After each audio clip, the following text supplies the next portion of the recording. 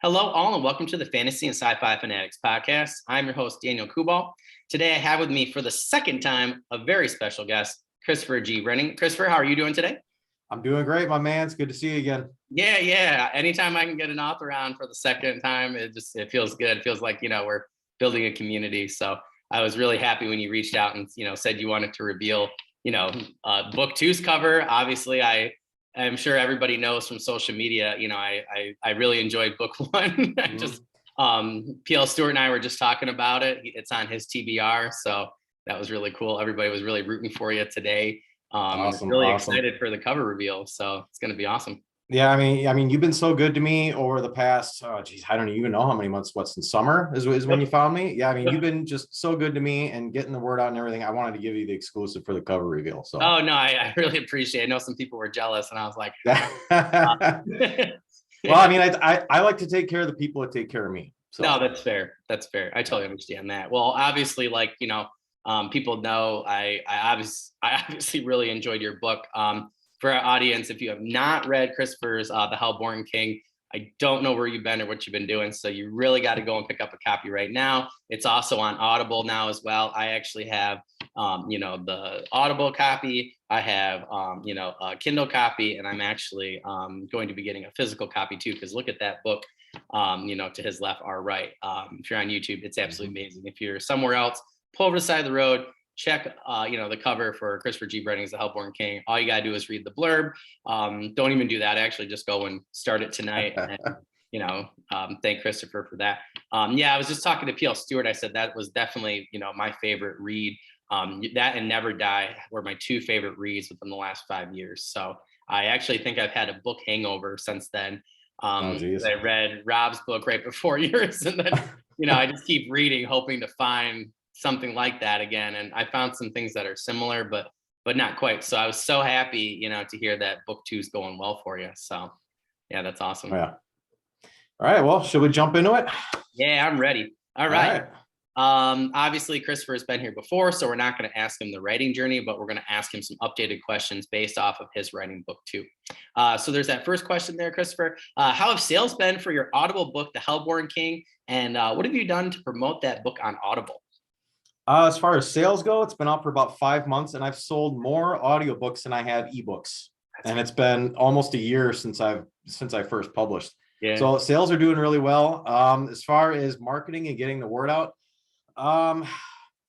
just doing the social media thing. Guy Barnes, my narrator, he's been helping getting the word out and everything too. And amazing. Yeah, he's a great guy. If you're not following Guy Barnes on social media, you need to. He's a really great guy. He's amazing to work with. I highly recommend him. Although I kind of jealously want to keep him for myself because of how great some of his voices are. It's like I don't want to hear like Damien Dreadfire's voice on another character. It's like, oh, it's mine. Yeah. But overall, my whole marketing game is really going to be a strong focus for 2022 because I've sold. I don't know, between book signings and all the different, mediums, audiobook, ebook, paperback, probably about 500 copies. And then I did the giveaway in January. It was about 600 copies. Oh, wow. So the book's in a lot of hands right now, but I want to just keep ratcheting it up and taking it to the next level, because like you were saying before we went live, about building the marketing and expanding the fan base and everything. It's exactly what I'm going to be focusing on heavily this year. Yeah. Don't blame me. I love Guy's voice. I think he makes a perfect Damien Dreadfire. I agree. I thought you made a absolutely amazing decision with him, and clearly, Audible sales, have been decent for you. So I think especially when you get to book two, I was analyzing, some of the things you had said, last time you were with us and on social media, and I definitely feel like having book two out there, it's definitely going to help you. And like PL Stewart's another one, where, it's been pretty good, but I definitely feel that you have a great product and, people are going to look at book two. And I've seen a lot of, book twos revving up those previous sales. So I definitely feel, between you and, and him, that's definitely going to help you guys out a lot. So, well, and hopefully now with book two coming up, people are going to be less reluctant to jump into book one. Cause I was just at a book signing like a weekend or two ago. And, I had people coming up to me and they're like, oh, I'm interested in the book, but I don't like starting a new series if I don't know book two's coming out. And I was like, oh, because I had this little display with the cover on it. And I was like, well, look at this right here. Book two's coming out this year. So I actually made a couple of sales based purely on the fact that there is going to be a book 2. Yeah. I'm very patient in my professional and personal life. When it comes to books though, I'm like, I can't wait on book 1. Like I saw your book cover and I was like, yes, please. Like, I think it took me like all of 30 seconds. And I promised my wife that day that I would stop buying Kindle books, and it did not happen. And that was a great decision. So I think it's crazy that anybody would see your cover, your blurb, just the Hellborn King title there with how you did the script is amazing. So it's crazy that there's still holdouts. Like, I mean, everybody has their own way of yeah. things. In fact, I've even heard of some people who won't start a series until it's actually finished. I just heard about that. Yeah, I just couldn't imagine that. Yeah. I'm too impatient. Yeah, exactly. Yeah, it's crazy. Well, yeah, again, I'm really happy, like I saw, we had talked about you, possibly doing the Audible. And I think we talked last time where, you had just done it, we're about to do it.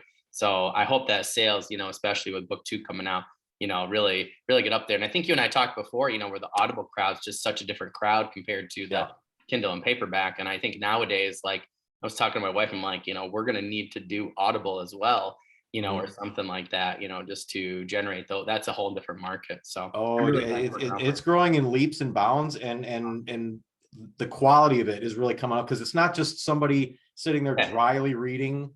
I mean, now you have guys like Guy Barnes that are like actual voice actors, character actors, and they're actually like acting it out as they're reading it. And like we talked last time, like my favorite audiobook is The Sandman, just because it's an actual production. Like you can just close your eyes and just see it playing out because of all the sound effects and the different voices and everything. It's Audible's coming a long way, and I mean, the proof is in the pudding. I mean, I've sold more audiobooks in 5 months than I've sold ebooks in almost a year. So it's crazy. What more can you say than that? Yeah. I mean, I definitely think it's, I think definitely it's worth the investment. But it's like you said, I think you make a great point. Is I was just talking to somebody else about this recently for February, she wrote, and we were just talking about how, like it's very similar to indie publishing, where people still think that, indie publishing is what it kind of used to be, and it's not though. You have people like yourself who, I mean, look at your cover, that's in the blurb, like when I went through, I usually notice spelling mistakes or something like that. Like you had none of those. Just it's professionally made, it's made with love. And I feel like Audible for indie authors is the same thing. Like some people still do their audiobook, but I definitely personally recommend somebody like, Guy Barnes. I think you're going to see a much better product that way. And I think you're going to get a much better return for your investment. So, yeah, absolutely. I agree 100%. For that second question, so what was the process like getting the book to Audible? Very easy, actually. I actually had my eye on Guy for a couple of months. I was just browsing ACX. That's Audible's self-publishing platform, and I knew I wanted somebody with a British accent, because it's pleasant on the ears, So I was looking through the top narrators, or like the Audible approved narrators, and I saw a guy, and he was, I don't know, maybe like the 8th or 9th guy that I was checking out, because you can listen to samples and everything. Oh, that's cool. And I'm going through and I'm listening to samples from different voices. I'm like, man, this guy is really good. I would love the opportunity to work with him. But money was kind of an issue, because I knew it was going to be expensive going into it. So I mean, after a couple of months of just sitting on it, I was just like, man, I really want to do this. Screw it, put it on the credit card and had him do it. It only took, let's see, how long did it take? A couple months, maybe like 2 months or so. And every chapter he would do, it would just automatically update, and I'd listen to it. And if I noticed something sounded off, or like if he mispronounced a name, or if there was a glitch or something, I would just point it out to him. He'd go back in and fix it. Cool.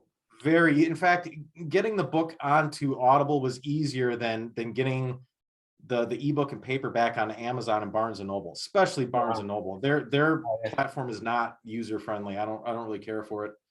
But I mean, the Audible experience, very pleasant, loved it, and I can't wait to work with Guy again. Well, that's awesome. Yeah, I can't imagine anybody else doing, Damien Dreadfire now. Like it's kind of like, I forget the guy that did Harry's voice for Jim Butcher series. Like now it's like my friend was like, oh, somebody else did these. I'm like, nah, I have to stick with the originals now. Like, oh, dude, when he sent me the prologue and I listened to it for the first time and Damien started speaking, I was literally fist pumping. I was like, yes, this is badass. I loved it. Yeah. Like your prologue mixed with his voice was just like, oh, he just knocked it right out of the park. And like the soldiers, like that are dying, like he's actually screaming and he's actually like breaking down, crying and everything. It's fantastic. Yeah. He's been doing an awesome job. I've really enjoyed going back through it. Well, I'm happy to hear that. You actually said some things that I did not know. So now I got to do some more research, which is also why I do the podcast. So that's awesome. So for number 3 there, I'm really interested in this one. How has your writing focus shifted for book 2? Oh, writing focus. I would say I have a much higher sense of urgency with this one. Whereas with book 1, it's like, well, who knows how long this is going to take. And plus I'd never written a book before and I'm teaching myself how to write in book format as opposed to online RPG, which is where I started. So book 1 was just a constant learning experience. It was very frustrating. And, I ended up tossing out chapters after chapters. Whereas with book 2, it's just coming a lot easier. It's smooth. It's just improved all the way around. But like I said, I feel that sense of urgency. Like I have to get this one done, and I have to do it sooner rather than later. I can't sleep on this. Yeah. So, so far, I'm about 3/4 of the way done. It's looking like it's going to be longer than the Hellborn King. How long, I don't quite know. But I've been sticking to a rigid weekly schedule. Like I'm going to do like no less than 6,000 words because that's creatively all my mind can do before it just turns to mush. Yeah. So, and if I come in a little under 1 week, I try not to be too hard on myself about it. But right now it's just discipline and staying focused. I write at night. That's when my creativity comes out. So I try to stick to a set schedule. Yeah. That's about it. It's just funny because I've had a lot of people, who have are getting done with book 2 or getting done with book 3 who've been on like consecutive interviews and are going to be this week. So it's just interesting that, a lot of you have said the same thing, like that sense of urgency and, really, again, trying to stick. It's different, right, than book 1. Right. Yeah. Well, because I don't want people to forget about me, because like if I take 2 or 3 years to put out book 2, the audience is going to shrink and people will be like, oh, I completely forgot about that guy, whereas right now the word is still out there. People are still interested in the book. I want to strike while the iron's hot. Yeah. And I do have to tell you, because I just like to share things with you guys, that I see, because I'm in a lot of areas and I spy on a lot of people. I've seen, it's nice the last 2 weeks. I've seen, the Hellborn King shared a lot more again the last couple of weeks. So it must be, because you some of your videos and stuff like that on Twitter, it's generating interest again because of book 2, which was cool because I was like, retweet. I was like, yes, please. Like I tried to I know some people don't want to, tag authors and stuff like that. Like I always tell people when mine are out, like tag me, I don't care. Yeah, absolutely. Just tag away. Yeah. I was like, well, Chris would really like to see that you enjoyed his book. I said that to 4 or 5 people this week. So I shared it for him. But it was really cool to see. Like you and P.L. Stewart both, I saw like the last 2 or 3 weeks, like each, I would say like 20, 30 times or something like that. Oh, wow. So, just on Twitter. So. Well, if you're watching this, feel free to tag me. I would love to hear your feedback. It really means a lot to me personally, and it helps keep me motivated too. Yeah. It really does.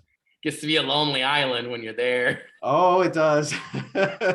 Writing books is a lonely road. Yeah. That's why it's nice to get to talk to people over podcasts. Like PL Stewart and I were talking about that earlier today. It's nice to get to talk to people, and they almost like it's like teaching. Like you talk to other educators, it refreshes you, and I feel like it's the same thing when it comes to writing. So yeah. All right, I'm trying not to go too fast, but I'm really excited. That's okay. Cover review. But for book, number 4, what are the major challenges you found when writing book 2 versus writing book 1? Believe it or not, there have been no challenges. This has gone so much smoother than book 1. That's awesome. Because I've really hit my stride, and my beta readers, because I send them 1 act at a time, because in case there's any like big gaping plot hole, I want to catch it before I write the whole book. I'm like, oh, great. I got to go back and change all this stuff. So I send them one act at a time. And the feedback I've gotten so far is, man, you wouldn't believe, like, everyone's just like, what, you know, the 68,000 words or whatever is better than the entire Hellborn King. And I'm just like, Oh, wow. oh yeah. Like everybody says it's vastly improved. In terms of like just the nuts and bolts technical aspects of it, you know, how I form sentences and paragraphs and everything, like, and the consensus is so far with book 2, I've really hit my stride, and I feel that too. Oh, that's Like awesome. when I'm writing, I'm not going back like the next day or you know the next week and throwing out paragraphs and paragraphs or whole chapters. Like, and the story's just kind of telling itself too. I mean, it's taken me places so far where I was not planning on it going. Like, book 2 is going to get crazy, my man. It's going to get crazy. Like there are things that happen in this book. You're just going to be like, how's he going to top this one? But no, I mean, book two has just been pure fun, whereas book 1 was a lot of stress and a lot of work and a lot of research and studying and trying to figure out how to do it properly. But book 2 has just been pure fun. I've really enjoyed it. I just have to add for our audience who has not read your first book, I've never been more stressed reading a book 1 in my entire life. And I haven't read George R. R. Martin yet. My buddy and I are trying to book club that after Malazan Book of the Fallen. But I was telling him, I was like, well, we're going to have to take a pit stop and read, you know, Christopher's first book. Because I was like, he loves Game of Thrones. And I was like, well, if you love to be like, you know, like what's going to happen? And, you know, you need to be one of those people who's like, oh, just one more chapter tonight. Like, I do recommend having a little bit of extra time in your schedule reading the Hellborn King, because you're going to go to the next chapter and then you'll be like, oh, one more chapter. And if you do it before work, you might be less productive, but you'll definitely enjoy the book. But yeah, I've never been more stressed reading a book. I wasn't sure what you were going to do, when you were going to do it. So I'm really excited for that roller coaster again. I did see a couple of your tweets, so I don't want to ruin it for anybody, but you freaked me out with a couple of your tweets where one, you're like, I don't know if I should do this with this person. And I was like, I've been stressed ever since the tweet. Yeah. Yeah, I may have put a tweet out about a character dying, a prominent character dying. I'm not going to elaborate on which character it is. I'm not even going to lie to you. Like, I was listening to a podcast earlier this week, and where somebody had did that deliberately to garner interest for the book. And you immediately came to my mind, where I was like, I've literally been lying awake at night at one point, like when I couldn't sleep on a Friday, like going back over in my mind, like, who could it be? And yeah, it's definitely kept me, you know, my interest up for book 2, not like it needed it, but yeah, just that tweet alone was like genius, I think. Yeah, I stressed a couple of people out with that. Mike on Twitter, Music Books NFL, he was definitely sweating when I put that out. Yeah, he's a great guy too, man. Another shout out to him for he's awesome. He shares everything, man. Like, he's so positive with the community. Yeah, I love him, man. Yeah, shout out to him. He was awesome with the first podcast that we did, so I'm sure he'll be listening to this one. I know he was really excited when I you know, talked to him on Twitter and stuff a couple weeks ago. Yeah, I think him and I talked at one point. I don't know if he had shared yours and I said something on his, but I think it was him where I was talking to you where he's like, I'm so stressed. I'm like, me too, man, me too. But yeah, stressed in a good way. So I like to stress people out, and I love to break their hearts too. So. Oh yeah. I'm ready. I say that, but then I'm gonna be on here crying and because everybody tells me about a certain chapter towards the end of the Hellborn King that just breaks their heart, and it's like, yeah, that was tough for me to do, because I didn't originally intend for it to go that route with that character. It just kind of happened, and I'm sitting there, I'm stressing myself out while I'm writing it, going, okay, this is kind of where it's heading, but you know, like, do I like artificially, you know, throw the switch in the track and take it somewhere other than where it's kind of naturally going? I was like, no, I just got to ride this out. And yeah, it was a heartbreaker. Oh yeah, I was actually, it's funny that you said that, because I was just thinking about that particular moment. I'm sure it's the same. Actually, like 2 days ago when I was writing something, because I was like, should I break everybody's hearts? I was like, it's going to be a much better story that way. And I was like, well, Christopher did it, so I might as well. And I didn't know how bad I felt, you know, and I was like, God, that was good writing. So yeah, we will make a grimdark author of you yet. You know, my friend mentioned that. He goes, my gosh, because I'm like, I don't know if I told you, but I'm like, took a break from my other book, and I'm like writing this like historical fantasy. It's essentially just grimdark fantasy, but set in Roman times. So I got the Ninth Roman Legion in Great Britain fighting zombies, and that's why they disappeared. I saw that and I was absolutely fascinated by that. In fact, I was almost jealous. Like, why didn't I think of something that cool? No, because can you name another book that's had something like that in it? Yeah. I can't. I mean, maybe somebody somewhere has done something similar, but Roman Empire, which I love. I'm fascinated by the history of it, and then zombies. I mean, win-win. Yeah. And my friend and I talked. We're like, so that's gonna be book one, and then we're gonna have like I'll tell everybody now, so you're not stressed too much. We'll have only a few survivors, and then they I don't know if everybody knows anything about the Roman Empire, but if they find out that you deserted, they will find you. Like, it doesn't matter how big their empire was.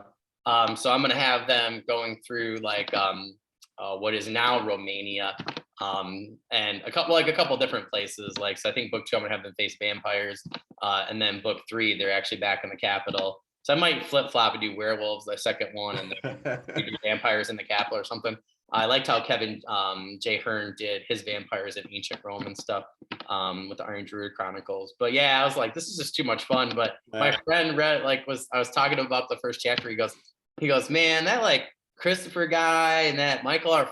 Fletcher guy, he's like, they like ruined you. He was like, you're like so grim dark. Like, not like, he was like, come to the dark side. And I laughed so hard because I was like, what did you think of Fletch's new artwork that he just dropped? Oh my gosh, that is so good. Awesome. Yeah, awesome. So good. I'm like, I have him set aside. He's just such a cool dude. He came on the first time and he was just so helpful to me when I was trying to write, my first book, and just gave me some valuable advice, during the podcast and before, and after on Twitter. So I have quite a few of his set up. Like, I got Beyond Redemption, Norliska Groans with him and Clayton set up for the summer. I kind of wanted a few of my reads because I feel like school's been so crazy. I didn't want to get distracted while reading them. Like, I wanted just to be able to read them and then do a review. Right. So I'm really excited though, because I'm like, I love Clayton's River of Thieves. Cold West was amazing. So Norliska Groans, I've heard, is just out of this world. So I'm really anxious to get to Mike's. And my friend was like, well, he goes, you're on a grimdark kick lately, so you'll probably just go one after another. Yeah. And I was like, that's fine. It'll just be a great summer. And before I forget, if you're going to do this idea with the Roman Empire, with the Legion where they're fighting zombies, vampires, and werewolves, at some point, somebody's got to say, man, we just can't catch a friggin' break, can we? Yeah.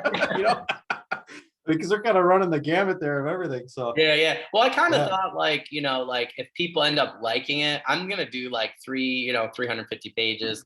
I thought if people enjoyed it, then I could expand, and they might start like their own little like Monster Hunter band or something like that. Yeah. But they definitely just get thrown into the fire, and then I think later on, if people do like it and it ends up being a thing, I have planned certain things for it to be a series. But yeah, because I like series like Jim Butcher, Iron Druid Chronicles, Patricia, I don't see how anybody could not like that concept. In fact, if HarperCollins does not pick that up, I'm going to be very angry. That's fair. My friend was like, or Del Rey books. I'm like, if you guys know anybody, but yeah. But I feel like, like your book, in particular, like, made me think of grimdark. You actually got me more interested in grimdark again, I'll be honest, with the Hellborn King. And I talked about it a lot on different podcasts. And, I just think I was kind of grimdark out. And I have some people that have asked me about your book one. And I'm like, listen, it's grimdark and it's pretty grimdark. I'm like, but there's different elements that I do feel like you took. We talked about in our first podcast, like you have some supernatural elements in there, which I can't wait. Just different things that you did. I was like, it's not your, I said to my friend today, I said, it's not your typical grimdark fantasy. I don't, I'm running out of words to describe it at this point, but see, to me, grimdark is a lot of different things. I mean, it could just be blood, guts, shock factor, or it could be just a really downtrodden atmosphere. Like for me, there's a lot of emotion in my book, because it's more focused on the characters than the world building per se, although there's a fair amount of world building, but I try to focus on the inner and outer struggles that the characters have. And there is the violence, there's, the blood and guts stuff in there, but it's not gratuitous. For me, my grimdark is more of the emotional. Oh, yeah. In fact, I've heard that. In fact, I had a review recently where the reviewer said that I was just like emotionally spent by the time I got done with this book. Just completely spent. Yeah. which is what I want to do, because then that experience is going to stick with you. Yeah. Whereas if you're reading a book and it's 400 pages of just hack and slash, it gets old pretty fast. Yeah, yeah. I mean, and not trying to throw shade at people who like to write that kind of stuff. No, but, yeah. Like for me, I do try to throw a little bit of the shock factor in there every once in a while, just to kind of, like jolt you a little bit. But my grimdark is more, it's just not a happy world you're in. No, yeah, it's very Gotham-esque, I would say. Yeah, that's a good way to put it. And like there are moments of joy, but they're fleeting. Yeah. Yeah, it's awesome. Guys, gotta go pick it up today. That's all I can say. Yeah, I do feel though, like I think that's a great way to put it. I was so emotionally spent by the end, and I was just like, oh my gosh, like, and then I was like looking, I was like, is book 2 out yet? Yeah. Well, I mean, even Mike on Twitter, he told me, he's like, I think about your book often, like it just sticks with me, and he just replays some of these scenes in his head and everything. And that's exactly what I want to do with my books is just have it really stick with you, and you just never really truly forget it. And that's what I want. And I was talking to somebody else recently that read your book 1, Hellborn King, and I thought this was so great. Where they were like, oh, they said it reminded them of The Last Kingdom or Bernard Cornwall. And I was like, but I get it, I don't know so much about the books, but like definitely like the atmosphere, and like every time Uhtred wins, he doesn't really win. And I think that came out more personally, just like from a writing standpoint, came out more in the TV show than because they took all these great books and they really did a great job showcasing that. And I was like, that actually makes a lot of sense, because even when your characters win, it's like there's something else that they have to face either internally or externally that is even bigger. And it's like, did you really win, or did you just stave off the inevitable? And I just think that I could see where his point was, and we both really enjoyed his books and the show. And I was like, yeah. I was thinking back to reading The Last Kingdom. He was saying more like some of the later books in particular, where the stakes are higher. And so I could see that more, but I was like, wow, what a cool compliment. I mean, I can definitely see that in certain characters like Einar, where they lose a lot. They lose a lot to the point where they can't lose that little piece of them that they still have left. So I mean, I can see that, and that's a very nice compliment. So shout out to whoever said that. Oh man, Einar, I tell you, that's one of those characters where I'm just like, oh, like I absolutely loved everything you did with that character in book 1. I mean, it was like I said to my friend, I was like, I feel like that was like a character that was just written for me, particularly in that perspective. And I said, I feel like that, like him a lot of times just in my everyday life, like with especially certain things that go on in the country today, here in the United States. And I was like, I totally just related with his character. It was just awesome that, he never lost himself, no matter, even though I felt like he never really lost himself. But yeah, you brought up some great historical vantage points there and some themes. And yeah, if you guys know, you can go ahead and look at, our first interview. We talked about Einar, and I droned on and on about him. But I think when you guys read Christopher's first book, you'll be like, oh, that was a really cool character. I'm jealous of that character personally. Like, really? Yeah, I'm always. Well, see, he wasn't really supposed to be like that in the beginning. Like when I first started plotting the book and coming, like the war band, I mean, they were just kind of like parodies of themselves, just trying to one up each other in terms of how brutal they could be and everything. But like it just seemed really uninteresting to me. And so I don't even really remember how I came up with the idea of, hey, why don't I have, this guy who, is roped into it out of a sense of duty and justice and everything, but then just slowly along the way just becomes so disillusioned by it. And I was like, well, it makes sense, because not everybody, in any sort of conflict is all going to have the same mindset. I mean, look at what's happening in the world right now. I'm sure there's people on both sides that don't feel the same as the people that are on their side. They all have different opinions. So I wanted to reflect that, because that's just how the real world is. And I wanted to bring that sense of realism into it, where it's not just, these people are just caricatures, just going out there hacking and slashing and having a good old time. It's like, it's not like that. It's not always like that. So I wanted to reflect it. And I wanted to do something different with each character too.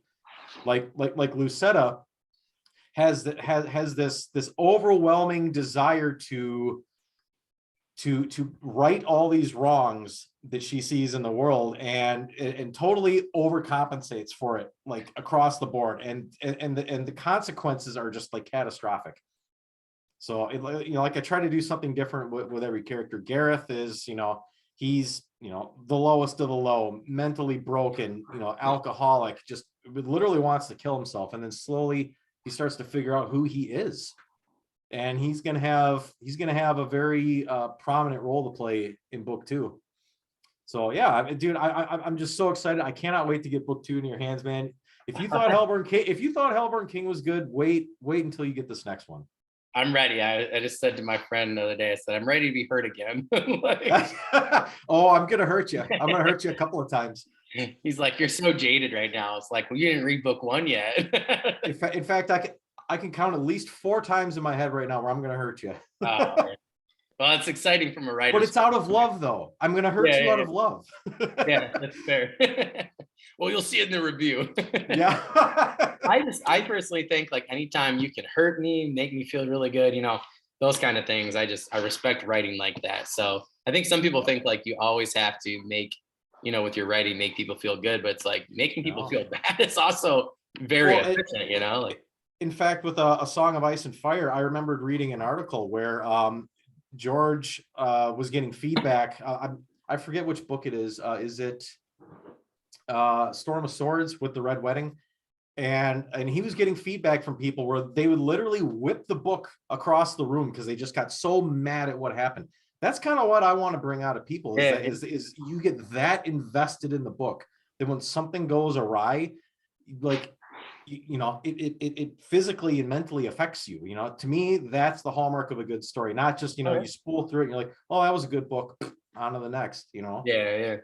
I don't want to create something that's forgettable. I want it to stick with you for a long time.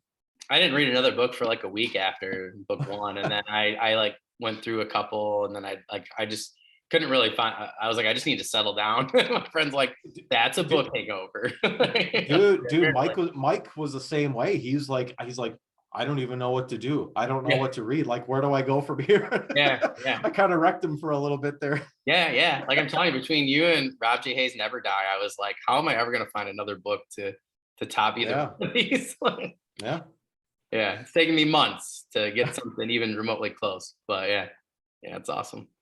So for number 5, have you found marketing wise it's easier to sell book 1 now that you're generating interest for book 2 and book 2 is on its way? You mentioned that a little bit earlier, but I mean, right now sales have kind of slowed down. I think it's just time of the year, because I've seen other authors on Twitter saying February is just like January, February is kind of slow. Yeah. So I'm not stressing it too much. Ever since I took the ebook off Barnes and Noble and put it exclusively on Kindle, it's on Kindle Select, or KDP Select, or what, Kindle Unlimited is what it is. So I've been getting a lot of people reading it that way, and I still get paid the same way. So like if I look at the sales bar and it's like there's nothing there, but I'm seeing like the other day 1,000 pages read in a day. That had to have been a couple of people simultaneously reading it.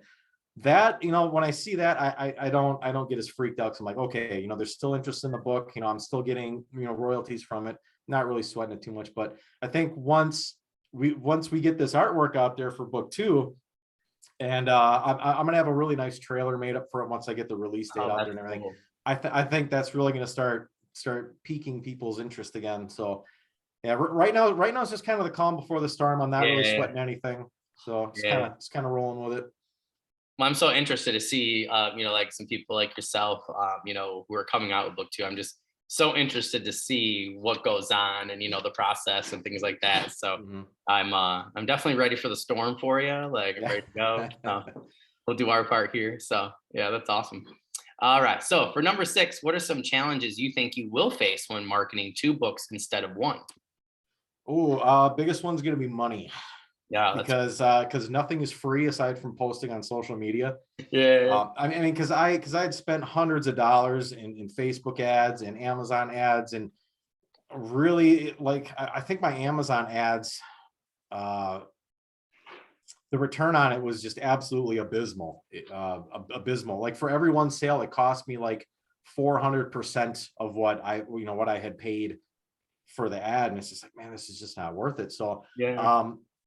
but like we had talked about before we went live, marketing is going to be a huge focus for me. I'm not that great at it, so I may have to bring in an outside party to assist me with that. Yeah. But yeah, money's going to be the biggest thing, because I think once book 2 is out and I get it into the hands of reviewers, it's going to speak for itself. Yeah. Because pretty much everybody that's already reviewed book 1, I plan on sending them a copy of book 2. That's awesome.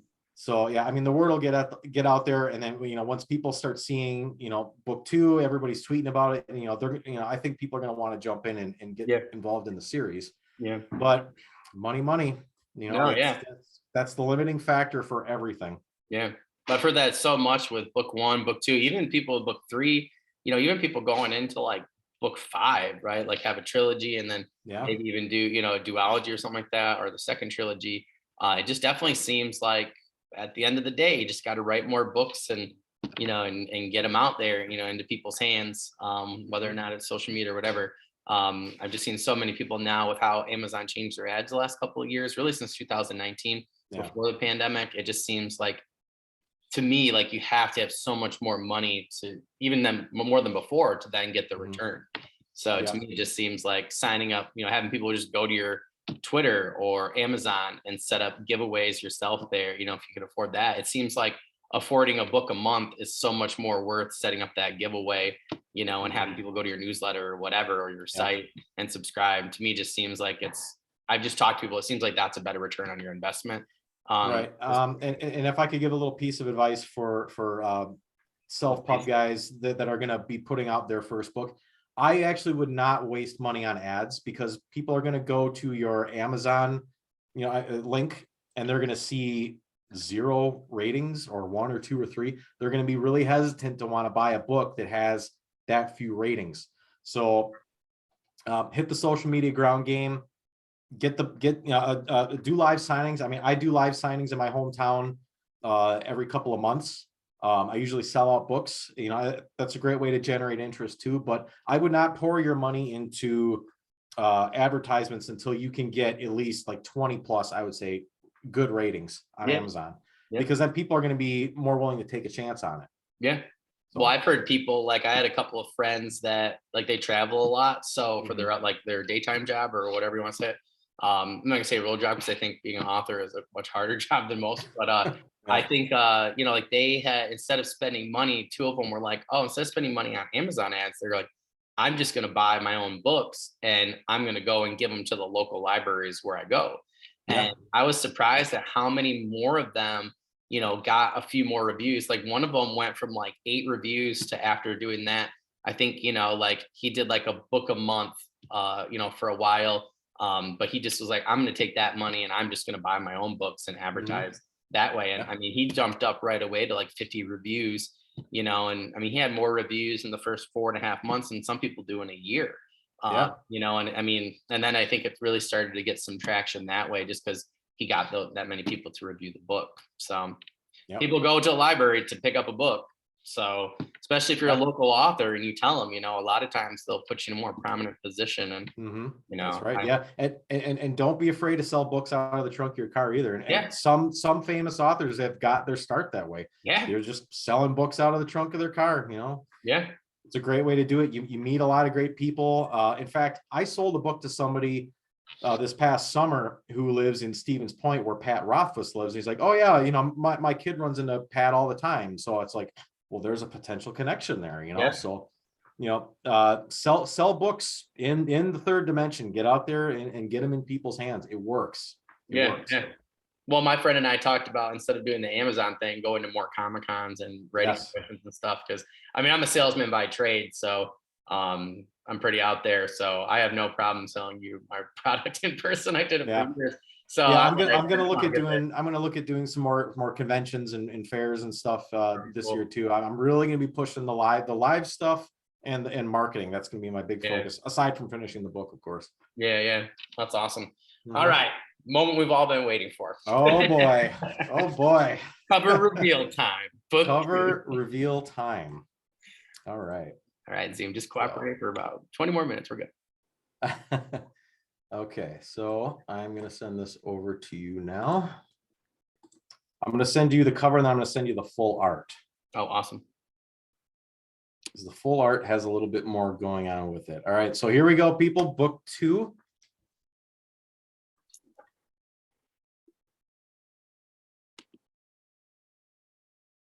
Ray's like gonna watch my face. I have not seen this yet. No, he has not. This, so.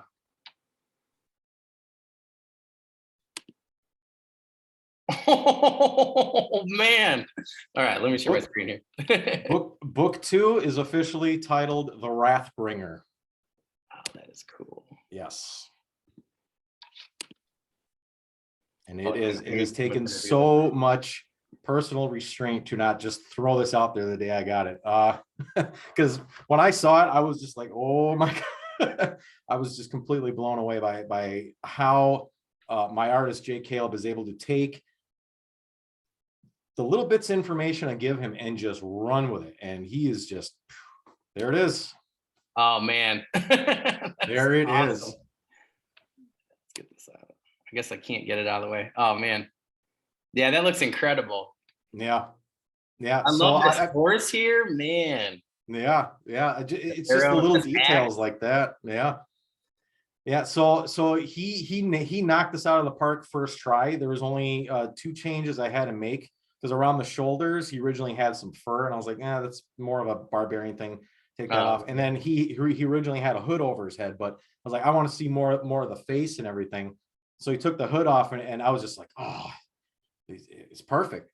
And I don't know if you can guess what character that is. I'll kind of give you a hint. He's a big, tall guy, scarred up face, bad attitude, and a really foul mouth.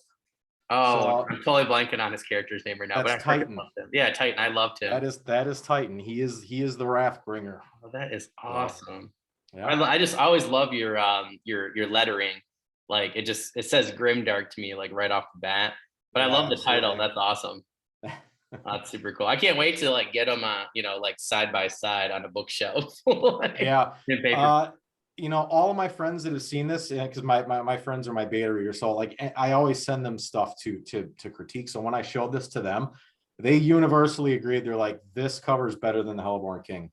And I kind of think so too. It's just badass. It's hard for me. It's like picking for a favorite child. It's like right. But I think the more you look at it, the more you're like, yeah, man, this has really got it going on. So yeah, that is awesome. Well, I'm jealous now. Other piece of advice for authors. I mean, even if you've already put out a book, invest in your cover. Yeah, it is the most important piece of marketing you have. The old saying, you can't judge a book by its cover. BS. 60% of sales research, particularly for indie publishing, says otherwise. I think it's 65% now. Particularly since the pandemic, the last 2 years says differently. So yeah, I definitely agree with you. That's the one thing that I'm saving up for doing indie, is to get, awesome covers, because you do have to compete with these, traditional published authors. Yep. But I like it because I feel like it ups everybody's game. Like, I just imagine you with the 2 banners, at a conference or, a con with these 2 covers. How did you know what I'm doing? I'm actually having banners made like that. Yeah, it's exactly what I'm doing. That's awesome. Yeah. Oh, that's really cool. And who is your cover artist? Was it the same person as last time? Yep. Jay Caleb Design. Oh man. Yep, he is the artist. He's another one that you don't want to tell people about, but you do at the same time. He's another one I want to jealously guard, because I don't want everybody's cover looking like mine. But nope. I mean, he deserves all the praise for his work. He is very good at what he does, and he listens, and he is able to not only take your vision and bring it to life, but he takes a little bit of creative liberty too. And it's just, him and I sync up so well. Yeah. So well in what we do. And I just sent you the full artwork because he always adds a bit more to it. Oh, awesome. Yeah. So there's more going on off to the sides and everything. Oh, that's cool.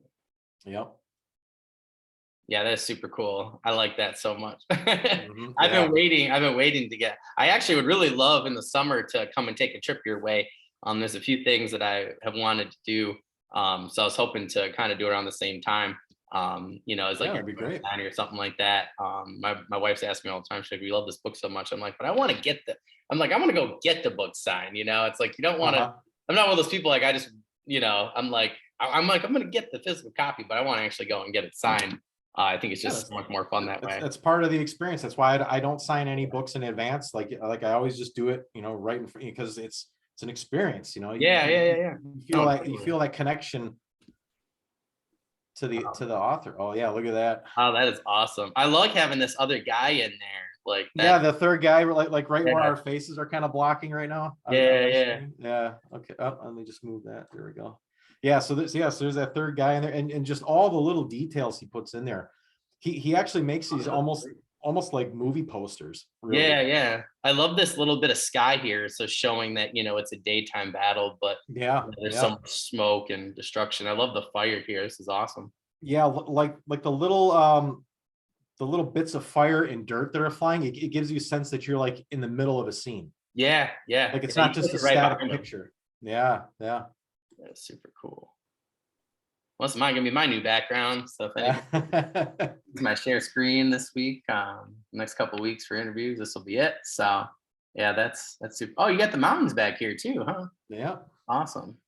Yeah, like there's flags and spears, and like the more you look at it, the more you'll pick out. Yeah, yeah. Yeah. Oh, that's Yeah. super cool. Wow, that's awesome. Yeah, I could be doing this all day. I love this Yeah. maze too. Like that's just awesome. Yeah. That's cool. I like too how, like they're obviously like, somewhat, these guys are somewhat together against Titan, but I do like Mhm. that, they're not necessarily uniform. Right. Completely, like they're clearly on the same side, but yeah, I feel like that's a really good idea I there. just love Titan's face, what he did. Like he just looks just so pissed off, just Yeah, he like he's definitely about to. garnered your character. Like he Yeah, got yeah, like he's about to just unleash hell, and that's exactly what I wanted. yeah, And he J. Caleb design, top notch, worth every penny, worth every penny. yeah. That's a really awesome shield too. Like just in general, like that's Yeah, that shield like he would use. I feel like. it just kind of grabs your eye too, because my friends who saw it first, that was kind of the first thing that their eyes gravitated towards, like, oh man, that shield just looks really awesome, Yeah, and yeah. it's right at the center. It just captures your vision. I do like how you left off his character, Titan's character in book one. Like that was just Mhm. awesome. Oh, So he's got such a roller coaster of a story in book two. It's been a lot of fun to write. yeah, that's super cool. Well, that's Mhm. exciting. That's super Yeah. exciting.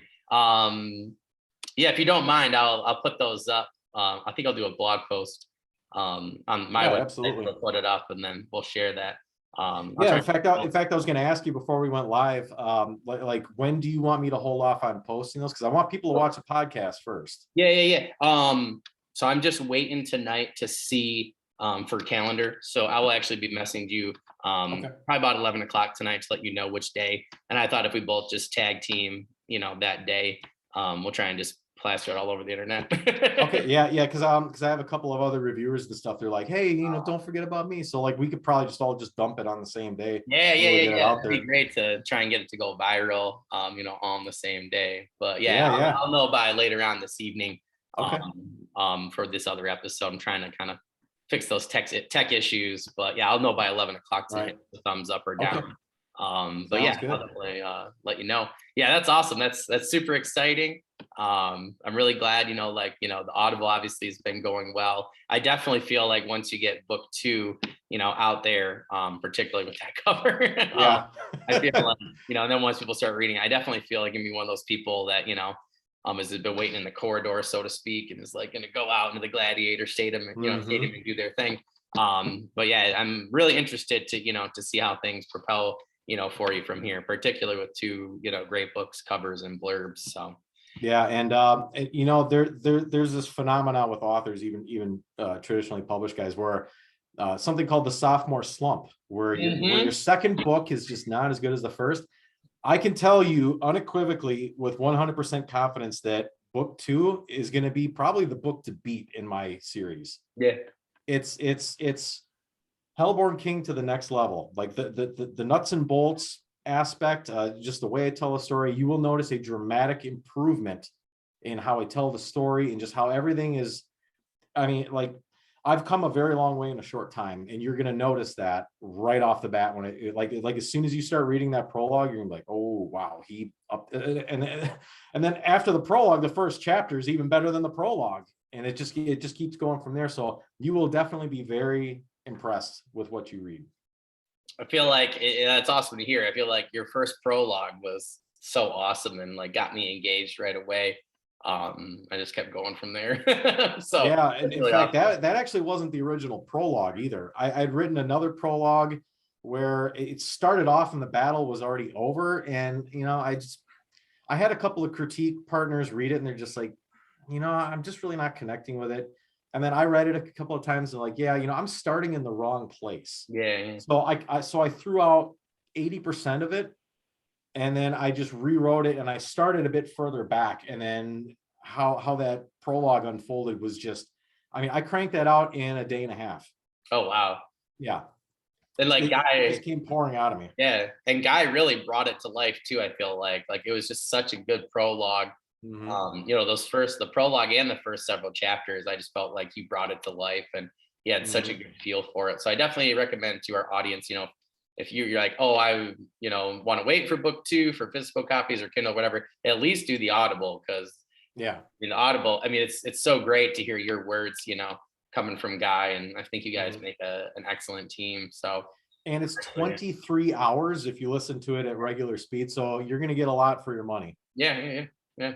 Be So, prepared for some some tearful moments, some stressful yeah. moments. If Yeah. you're driving like I am, you got to pull over the side of the road and just be like, and you didn't even know what's coming. But like I read the book first, but I was Yeah. still damaged and scarred from like I took a break because of one particular spot. I don't want to ruin for anybody, but on the Hmm. Audible where I felt like Guy just brought it to life, and it just Yeah. really, and that's why I like personally my own self is like I said, reading the book first, and then I just feel like having a great narrator really helps. But yeah, I've been Yeah. hurt recently for the second time by you and Guy, so Yeah. I'm actually going back to it tomorrow. So I'm looking forward to using the Audible to help me review for Hmm. for book 1 for this. I'm taking notes and then doing it. I think I'm gonna film and then post it this summer, like all of them, kind of back to back. But yeah, I'm using the Audible actually to help me feel all those wrenching moments again. So Yeah. Yeah. Relive the trauma. yeah, Yeah. exactly. And Mike was like, "Oh my god," he goes, "I'm doing the same thing." I was like, "What Yeah. did we do to ourselves?" But it's a great story, Uh, people. If you're, so definitely, go check out, Christopher G Brenning's The Hellborn King. And by the time this posts, obviously you guys will see this, but you'll see it plastered all over my social media for the cover mhm. for book 2. So that's really exciting. Yeah. Well, shall we call it a day here? I think Yeah, we pretty that's much fine. touched on Yeah, I'm everything. actually really Yeah. excited to go and with my tech guy and make sure that this is good to go. That way, I can get you right on the calendar for this Yeah, weekend. absolutely. Weekend. Well, I We mean, are going to plan some fun stuff for you and try and get some, this stuff plastered all over. So, yeah. awesome. Again, Christopher, I appreciate you coming anytime you want to come on. Like I said, I look forward to when book 2 is out, helping you, with proclaim that to the world. Like I said, I'll be reviewing book 1 here real soon, so I'll let you know before that comes out. Mhm. But yeah, I'm so happy about this cover. I was so Yeah. excited to get surprised. I love surprises, so I hope more Yeah. people come and do what you did. And yeah, it looks like a absolutely amazing product. I love following your Twitter, and hearing your updates and even seeing some of your videos and stuff like that. So Mhm. yeah, good luck, with the rest of the book. And if there's anything else we can do to help you out, just let me know. Well, I can't thank you enough for all the great support and for being one of my most vocal champions on social media. I mean, my audience would be much smaller if it wasn't for you. So that's why I wanted to come on today and give you the I appreciate exclusive it. with the Wrathbringer, dropping I mean, I didn't even drop the title. Like, I kept the title and the artwork Awesome. to myself because I wanted to do it here first. No, So I appreciate it. I was up yeah. last night a little bit because I was like so excited. It was like Christmas morning. So I live Yeah, for me this kind of too. Yeah, stuff. I mean, I lost a little bit of sleep over it. So Yeah. I didn't get to bed till late, and I was like, oh, I really got to yeah, get up tomorrow early. But yeah, I was just like, I was thinking about like what's he gonna do to me? Like I've been hurt yeah. by Christopher before, so like I wasn't sure what the cover was gonna be, but I was very pleasantly surprised, and I'm sure everybody else is gonna be too. So yeah, that's really Yeah, I awesome. think so. I think so.